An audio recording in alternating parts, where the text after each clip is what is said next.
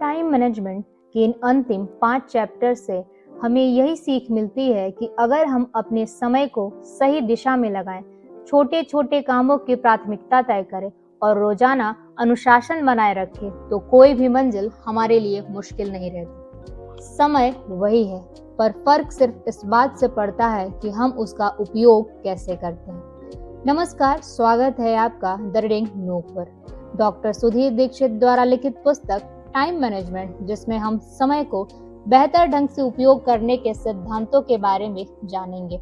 पिछले खंड 2 में हमने जाना कि सुबह जल्दी उठें, 1 घंटा व्यायाम करें, टीवी के संदर्भ में सावधान रहें, मोबाइल का न्यूनतम उपयोग करें, साथ ही इंटरनेट पर समय बर्बाद ना करें। आगे हम जानेंगे 30 सिद्धांतों में से 5 और सिद्धांतों के बारे में, जिसके वजह से हम विस्तृत रूप से इस सारांश को बेहतर ढंग से समझ पाएंगे। आइए जानते हैं। आलस से बचें। समय बचाने के लिए आपको आलस से बचना चाहिए। जब भी सामने कोई मुश्किल काम आता है तो हम आलस करने लगते हैं और उसे टाल देते हैं।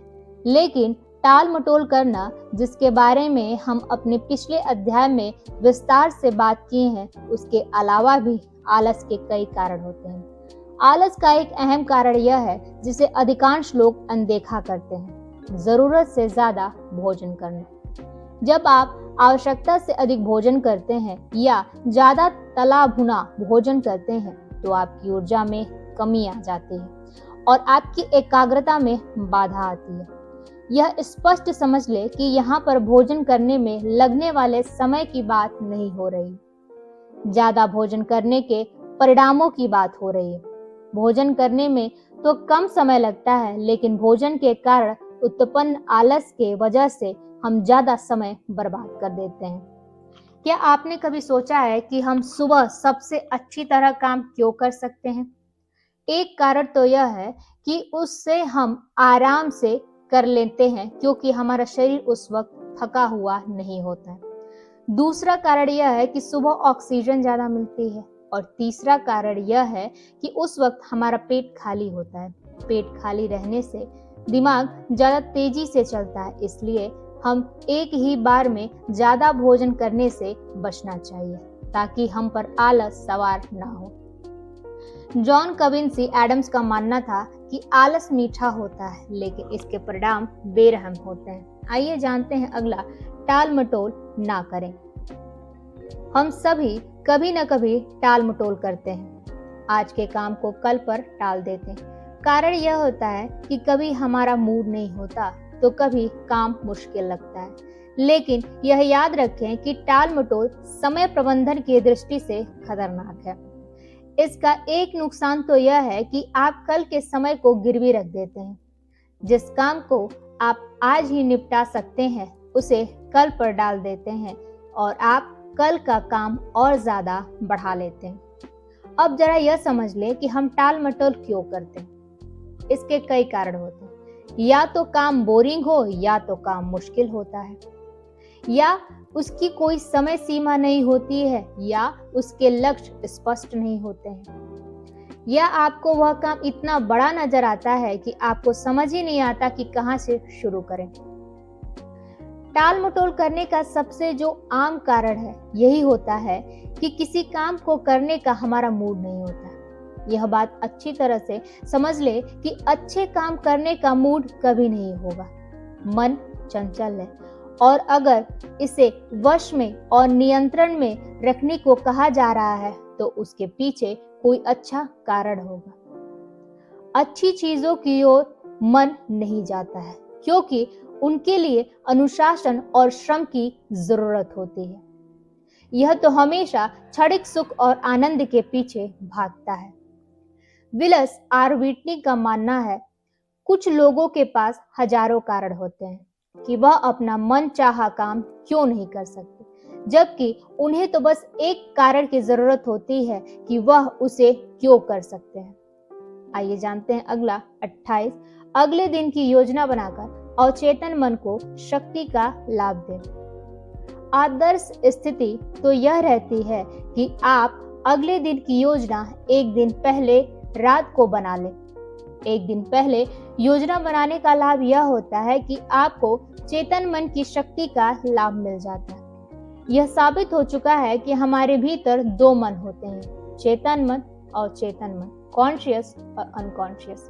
यानी वह मस्तिष्क जो सोचता है और इसके बारे में हम जागरूक होते हैं। दूसरी, जो हमारे भीतर एक अवचेतन मन भी होता है जो हमें दिखाई तो नहीं देता, लेकिन यह हमें जल्दी से और अधिक सही तरीके से काम करने के लिए नए नए तरीके सुझा सकता है। यदि आप वास्तव में समय प्रबंधन करना चाहते हैं तो आपको केवल चेतन मन का ही नहीं बल्कि अवचेतन मन का भी इस्तेमाल करना होगा। यही आपको ऐसे नए नए तरीके सुझाएगा जिनकी बदौलत आप कम समय में ज्यादा काम करने के उपाय खोजने में कामयाब होंगे। एक रात पहले योजना बनाने से यह लाभ होता है कि रात भर में आपकी सारी सूची आपके अवचेतन मन में समा जाती है।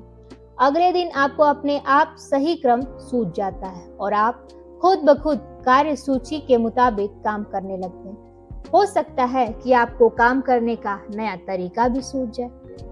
इसे एक उदाहरण से समझते हैं। एक विद्यार्थी सोचता है कि मैं 1 घंटे तक गणित पढ़ूंगा। दूसरा विद्यार्थी सोचता है कि मैं 10 सवाल करूंगा। अब आप ही सोचे किसकी प्रगति ज्यादा होगी। जाहिर है दूसरे विद्यार्थी की, इसलिए क्योंकि उसने काम का स्पष्ट लक्ष्य बनाया था।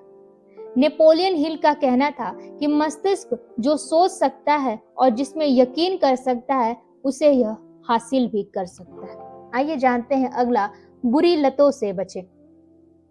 मार्कस ऑरेलियस का कहना था कि उस व्यक्ति का कितना सारा समय बच जाता है जो इस बात पर नजर नहीं रखता कि उसका पड़ोसी क्या कहता है, करता है या सोचता है। शराब आपके शरीर के लिए घातक है और आपका समय भी बहुत लेता है। एक अनुमान के हिसाब से युवा वर्ग एक सिगरेट पीने में लगभग आधे घंटे का समय बर्बाद करता है।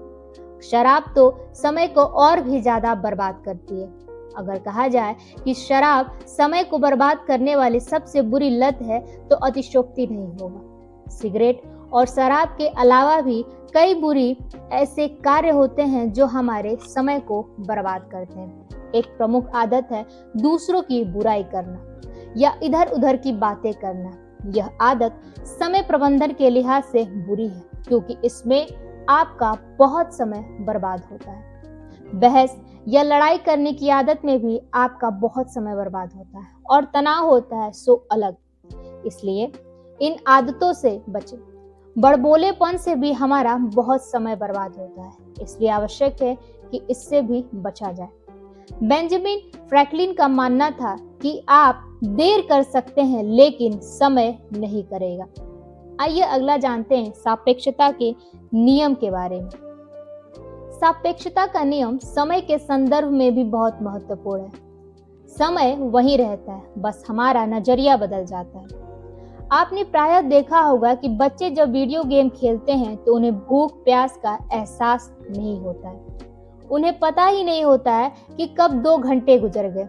दूसरी ओर जब बच्चे पढ़ते हैं तो उन्हें 100 काम याद आते हैं और 15 मिनट में ही उन्हें ऐसा लगता है कि बहुत समय हो गया।